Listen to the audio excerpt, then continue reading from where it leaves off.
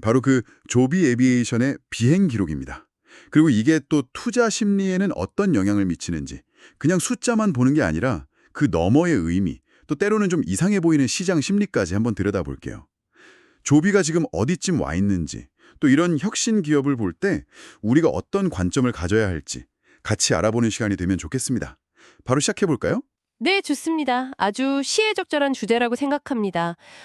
눈에 보이는 어떤 기술적인 성과랑 또 그걸 바라보는 시장 참여자들의 심리가 이게 어떻게 맞물리는지 이걸 보는 건 늘 흥미롭죠. 특히 조비처럼 완전히 새로운 산업의 어떤 가능성을 딱 보여주는 기업이라면 더 그렇죠. 자료를 딱 보니까요. 2023년 한 해에만 30분 이상 비행을 160회가 넘게 했더라고요.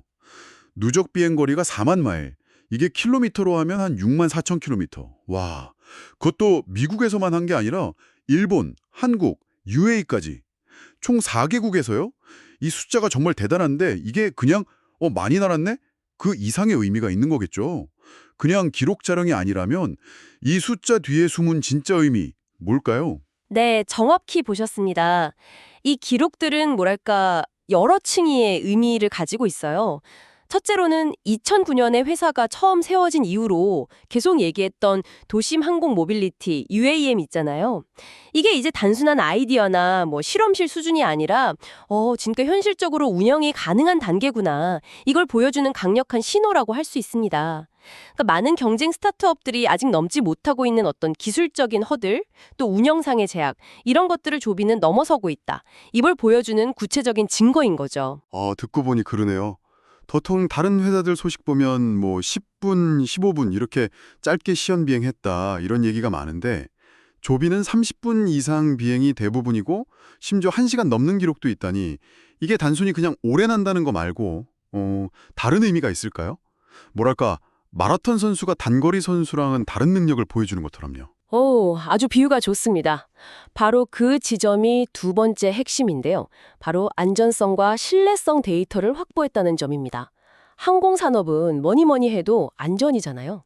30분 이상, 더 나아가서 1시간 이상 비행이 가능하다는 건 실제 상업 운항 시나리오, 예를 들면 공항이랑 도심을 연결한다든지 아니면 뭐 가까운 도시 간 이동 서비스 같은 거요.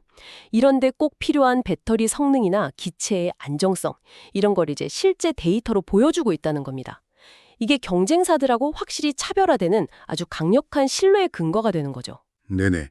게다가 미국이라는 자기네 안방을 넘어서 일본, 한국, UAE 이렇게 다양한 나라에서 비행했다는 것도 좀 흥미로워요. 단순히 기술 보여주기, 그 이상의 뭔가 목적이 있었을 것 같은데요. 맞습니다. 그게 이제 세 번째 중요한 포인트입니다. 바로 글로벌 운용 능력, 그리고 환경 적응력을 검증했다는 거죠. 각 나라마다 기후도 다르고 지형도 다르고 무엇보다 규제 환경이 다 까다롭잖아요.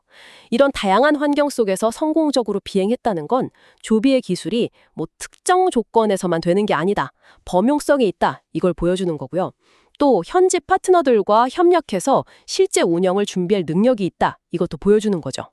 FAI 인증은 기본이고 뭐 일본 오사카 엑스포 준비나 한국 KUAM 실증 사업, UAE에서의 상용화 추진 같은 구체적인 사업 목표랑 다 연결된 거거든요.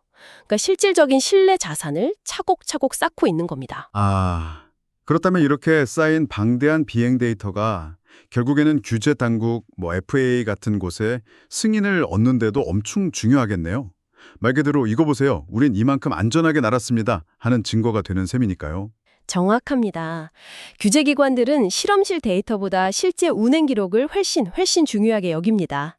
수많은 비행 데이터는 그 인증 심사 과정에서 조비의 주장에 아주 강력한 설득력을 실어주죠.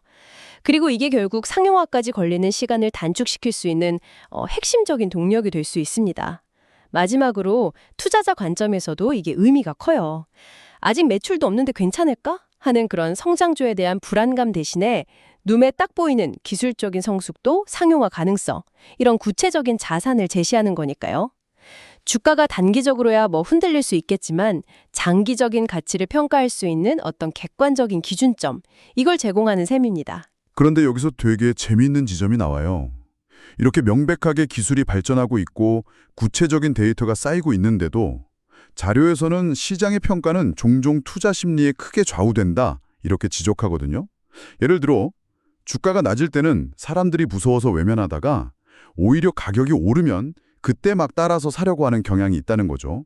왜 이런 아이러니가 생기는 걸까요? 그게 바로 시장의 심리적인 측면, 뭐랄까 때로는 좀 비합리적으로 보이는 그런 부분이죠.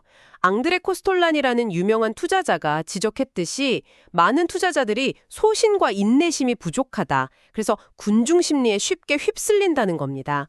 가격이 내릴 때에는 더 내릴까 봐 공포 때문에 팔고 막 오를 때는 더 오를 거야 하는 기대감, 즉 탐욕 때문에 사는 경향이 있죠.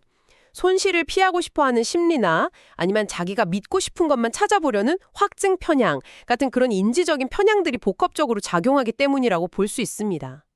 그렇다면 조비처럼 이렇게 탄탄한 비행 기록이로는 객관적인 데이터가 있어도 뭐 금리가 갑자기 오른다거나 시장 전체 분위기가 안 좋다거나 하는 외부 요인 때문에 주가가 크게 출렁일 수 있다. 이런 의미군요. 마치 배는 엄청 튼튼하게 잘 만들었는데 갑자기 폭풍우가 몰아쳐서 항해가 어려운 상황처럼요. 네, 정확합니다. 외부 환경 변화나 시장에 떠도는 여러 소음 때문에 주가는 얼마든지 변동할 수 있어요. 하지만 여기서 워렌 버핏의 그 유명한 조언 있잖아요. 다른 사람들이 공포에 딸 때 탐욕스러워져라. 이걸 좀 떠올릴 필요가 있습니다. 또 벤저민 그레이엄은 시장을 단기적으로 보면 인기 투표 기계, 보팅 머신 같지만 장기적으로 보면 결국 가치를 재는 저울, 웨잉 머신이라고 했거든요. 조비의 이 비행 기록은 단기적인 인기 투표 결과랑은 상관없이 장기적인 저울 위에서 측정될 기업의 본질적인 가치, 즉 기술적인 무게감을 보여주는 핵심 자산이라고 할 수 있습니다. 중요한 건 아까 말씀드린 코스톨란이라 강조했던 것처럼 시장이 아무리 출렁여도 뚜렷한 주관을 가지고 또 인내심을 가지고 기업의 진짜 가치를 파악하려고 노력하는 자세입니다. 네, 오늘 저희는 조비 에비에이션의 비행 기록이 단순히 숫자에 그치는 게 아니라 기술이 얼마나 성숙했는지, 얼마나 안전한지, 또 세계 어디서든 운용할 능력이 있는지, 규제 통과 가능성은 어떤지, 그리고 궁극적으로는 투자 가치까지 보여주는 아주 중요한 자산이라는 점을 확인해 봤습니다. 동시에 이런 혁신 기술 기업을 볼 때는 단기적인 시장 분위기나 어떤 군중 심리에 휩쓸리기보다는 좀 더 긴 호흡으로 장기적인 관점에서 객관적인 데이터를 바탕으로 판단하는 것, 그리고 투자자 자신의 심리적 안정감을 유지하는 게 중요하다는 점도 짚어봤네요. 마지막으로 이런 질문을 한번 던져보고 싶습니다. 조비의 사례처럼 분명히 기술은 앞으로 나아가고 있는데 시장의 어떤 심리적인 요인 때문에 그 가치가 제대로 평가받지 못하거나 혹은 반대로 너무 과대평가될 수도 있는 다른 미래 기술 분야는 또 어떤 게 있을까요?